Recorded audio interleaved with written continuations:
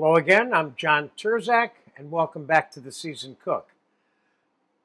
This lesson is going to answer the question, how to make vanilla ice cream sauce. Now, I only have two ingredients here to make it with. Vanilla custard sauce, creme Anglaise, and some stiffly whipped plain unsweetened cream, which I just whipped. And why is this ice cream sauce? Because if you take this creme Anglaise and put it into a ice cream batch freezer, this will become ice cream.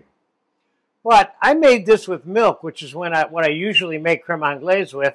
So if I mix it with some cream that's expanded, this combination is going to taste exactly like melted vanilla ice cream. And that's how it got its name, ice cream sauce. So I have 1 cup of stiffly whipped cream here, and I'm going to add the amount of vanilla sauce to this that I think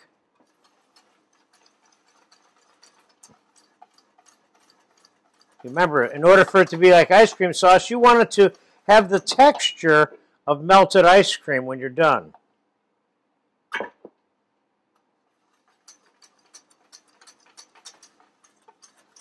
And that is exactly where it needs to be.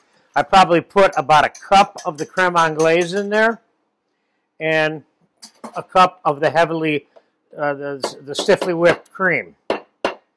Now let's take some of this and put it on a plate so you can see it even looks like melted ice cream.